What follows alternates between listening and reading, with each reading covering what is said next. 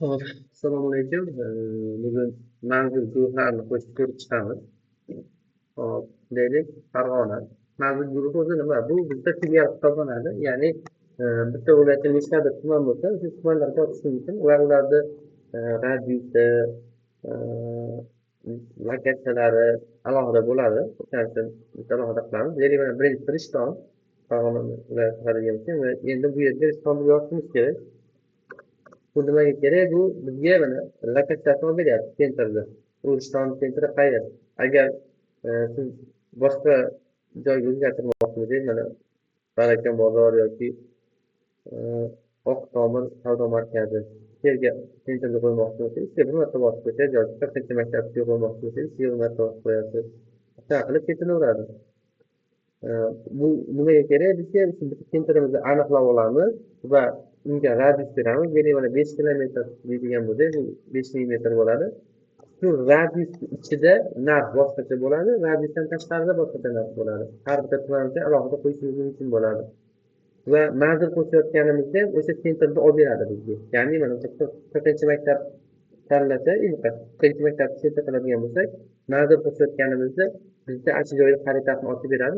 Yonidan boshlab yo'lakcha qo'shib ketishimiz mumkin bo'ladi. Hop, mana Rishtonni bitdik. Endi yanada chiroq tushunarliroq bo'lishi uchun endi unga yaqin so'zdan Oltiariqqa ketamiz. Endi buni joylashtirib olish uchun xaritadan qidiramiz buni. Mana obyekti. Buni radiusi dedik 4 kilometr bo'lsin mana. Bo'ldi mana. Endi manzil guruhiga o'tamiz. Endi bizda tariflarni biriktirishimiz kerak. Tariflar deylik, mana qanaqa tariflar bor? Standart bor, komfort bor, elchi berish bor. Buni tanlashimiz uchun mana ustiga bir marta bosamiz. Deylik, standart, komfort bor deymiz. Misol uchun, standartda komfort bor Ristonda.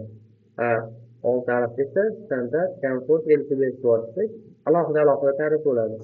Endi bu yerda e, Ristonda elchi berish bo'lmaydi. Standart bilan komfort bo'ladi. Endi tariflarni qayerdan qo'shamiz deb, tarif menyusi bor. Bu yerda standart, komfort, elchi berish degan joyi bor. Endi e, bizda ustuvorlik degan joyi bor. Ustuvorlik degani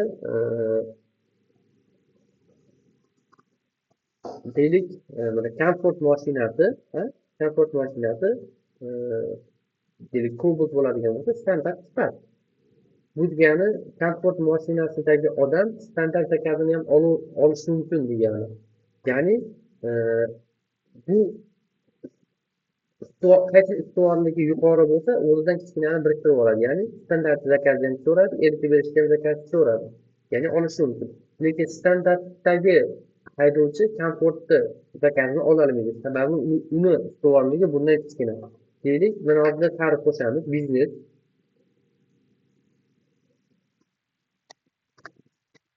Biznes tarif deymiz. Hol.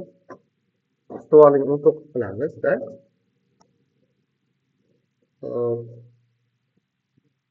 Qo'shamiz. Endi mana biznes qo'shadigan bo'lsak, endi 19 bo'ldi. Endi biznes tarifidagi haydovchi komfortni ham oladi, elchi berishni ham oladi, standartni ham oladi. Endi komfort tarifidagi haydovchi standartni oladi, elchi berishni oladi, komfortni oladi. Lekin biznes o'zi ko'rinmaydi. Endi mana tarif qo'shdik bitta. Endi manzil guruhiga o'tamiz. Deylik, Rishtonga o'sha biznes tarifini ishlatmoqchimiz. Biznes tanlab qo'yamiz.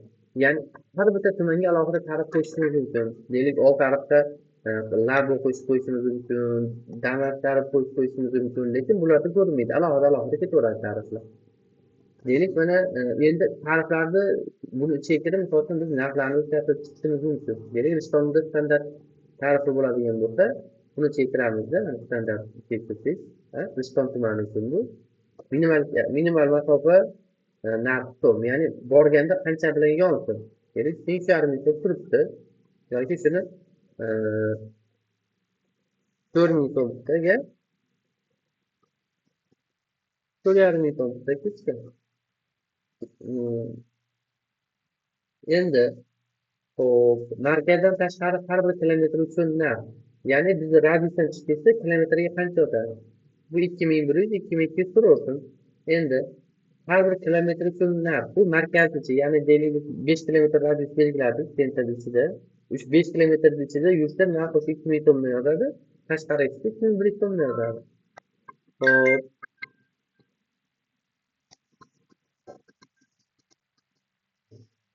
gaplashamiz. Xo'p, endi har bir daqiqa uchun kichik narxi. Bu 400 so'm, 500 so'm yozilgan mana. Xo'p, minimal masofa narxi 2000 so'm, 2,5 so'm. Bu markazdan tashqari.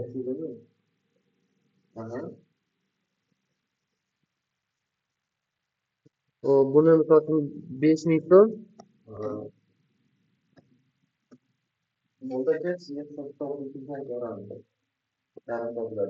5,5 so'm qilamiz.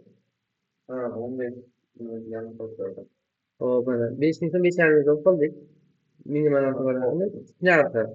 Qancha kutish vaqti, ya'ni qancha bepul kutadi? Deylik 60 soniyami, buni hozir soniya bo'lgancha 1,5 daqiqa bo'lyapti. Markazdan tashqari minimal masofa narxi. Bu yerda adashmovchilik yo'qda, minimal masofa metri.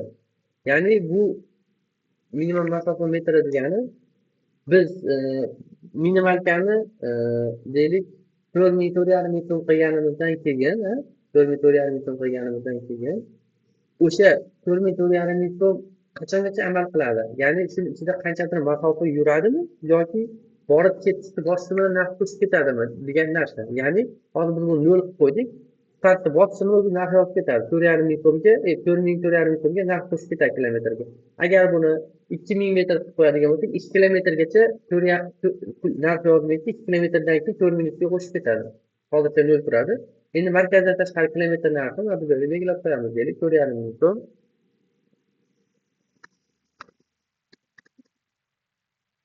5,000 so'm tarafasiga.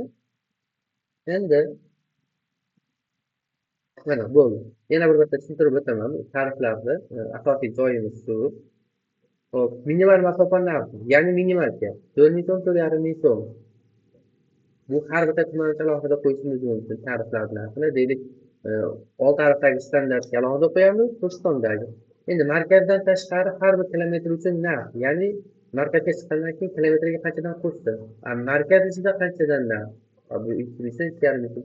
Har bir daqiqa uchun narxi, ya'ni bepul kutib bo'lgandan keyin daqiqasiga qancha summa qo'shiladi. Minimal masofa metri, ya'ni bizda o'sha narximiz deylik minimal kami 4,5 so'm bo'lsa, o'sha 4,5 so'm bilan qanchadir masofa yuradimi yoki sirasi narx boshlanadi. Minimal bepul kutish vaqti. Deylik hozir 1,5 daqiqa turibdi, ya'ni 90 soniya, bu 1,5 daqiqa degani. O'shancha vaqt bepul kutadi, undan keyin daqiqasiga 400 so'm, kechikib 500 so'mdan yozadi. Markazdan tashqari minimal masofa narxi 4,5 so'm, 5,000 so'm. Deylik markazda 4,000 so'm bo'lsa, bu yerda 4,5 so'm, 5,000 so'm. Bo'ldi. Endi orqaga qaytamiz. Buni standartini to'g'rilab bo'ldik. Endi olti standartga kiradigan bo'lsak, bunda alohida mana yana buniki 3,5 buni ham yo'ldan to'g'rilab chiqishimiz kerak. Har bitta tumancha alohida to'g'rilab chiqiladi va bo'ldi. Bir marta to'g'rilab chiqsak bo'ladi. Endi shuningdek, biz mana biznes tarifi uchun ham kirib to'g'rilab chiqishimiz kerak edi. Biznes tarifini deylik, minimal masofasi narxi qancha? Deylik, bu 7000 bo'lsin va estimate ko'ramiz. Bo'ldi. Ketdi. Markazdan tashqari kilometr narxi qancha? Deylik, buni 3000 deymiz biznes bo'lgani uchun.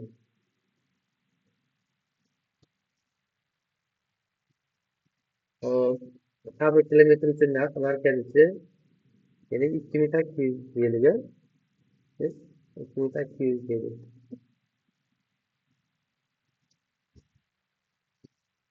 Hop, 2800 har bir daqiqa uchun tushunmadi. Buniki 1000 so'm, 1200 so'm turaversin. Minimal masofa, deylik mana 1 kilometrgacha mayli pulli bo'lib turaversin. Minimal vaqti soniyasini deylik buni 90 soniya ko'ring, shunga 60 turaversin tekisdagi. Saqlab qo'yamiz. И markazdan tashqari minimal masofa narxini deylik Hatto buni 8 mingdan 400 mingga ko'rsagan bo'laveradi. Yoki 8 ming 800 mingga ko'rsagan bo'ladi. Bo'ldi. Chunki har bitta tarifni alohida to'g'irlab chiqishimiz kerak. O'shanda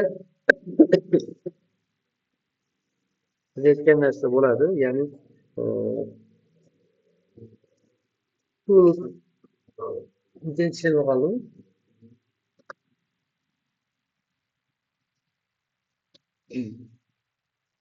Bo'ldi mana. Buni ham to'g'irlab bo'ldik. Endi konstruktiv emas, to'g'irlab chiqishimiz kerak. Bir marta to'g'irlab qo'yiladi, hammasiniki keyin qayta to'g'irlanmaydi. Mana standartda ham bu har bir tumanga alohida to'g'irlab chiqishimiz kerak. Shunda biz har bitta tuman uchun alohida tarif va narxlarni belgilay olamiz. Ya'ni buni O'zbekiston standarti minimarkasi boshqacha, Oltiariqning minimarkasi boshqacha, kilometr yozilishi boshqacha, hammasiki alohida bo'ladi. Bu bizga tumanlarga ochishimizda ustunlik beradi. Ya'ni qaysi tarifga minimalkani arzon qilib qo'yishingiz mumkin qaysi tumanda demak Rishtonga yangi ochyapti, uni minimalkasini 0 qilib qo'yishingiz mumkin yoki arzon qilib tashlashingiz mumkin. Kilometr narxini arzon qilishingiz mumkin. Bu bizga katta foyda beradi. Endi manzil qo'shayotganimizda ham bizga beradigan ustunlik tarafi hop, mana manzil qo'shayotganimizda mana Farg'ona turibdi hozir. Siz internet chizib qo'ygan. Endi misol uchun men Rishton deydigan bo'lsam, Rishtonni markazini ochib beradi. Endi shu yerdan turib misol uchun Rishtonni joylantirib ketaveramiz. Avtoelektrik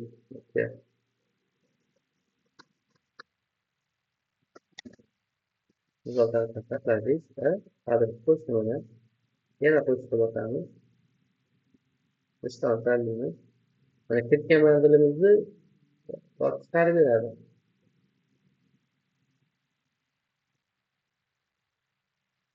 Mana avtoelektrik kirib qo'yganmiz, chiqyapti mana. Misol uchun Oybek Dilshod yoki shunday eshittiroladi. Misol uchun deymiz. Kirishda adres qo'shamiz, yana kirishga bosamiz. Mana Rishtonni tanlagan paytimiz o'zi ishini markaziga olib o'tib beradi. Mana kiritilgan lokatsiyalar.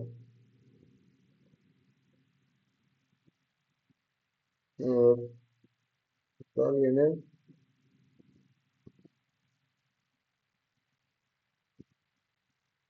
bitta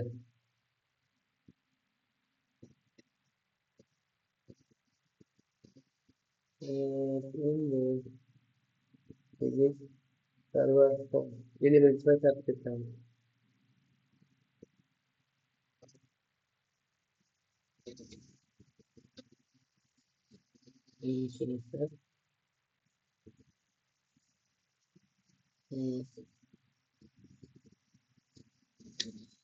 Yangicha buni ustidan elektronlar qo'shib ozgina xatolik bo'ldi. Markazga o'zini olib qo'yibdi. Lokatsiyasini yozmabsiz. Bo'ldi.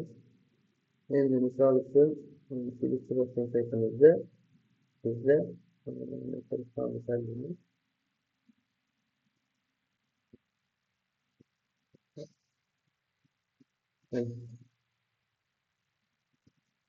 ikkita joy ikkita joy bor. Ikkita bo'lsa mana bu ko'rsatadi qayerlar qo'shganini.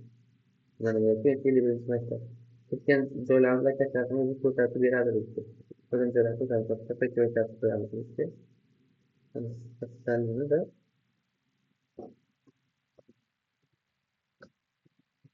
saqlab qo'yamiz. Kelishib olsak, endi qancha maktablar o'zi tanlab qo'ysak. Qancha maktablar tanlab qo'ydik. Mana o'zi aytilgan ko'rinishlari ikkita joylar. Ketaveramiz joylar kiritishda bizda hamma kiritib qo'ygan bo'ladi. Adashimiz qayerga kiritilgan kiritmaganligi. Bemalol anglab olsak bo'ladi. Qolgan joylar kiritib ketaveramiz. Shu tarif va manzil guruhi va manzillar bo'yicha shu o'zgarishlar bo'lgan.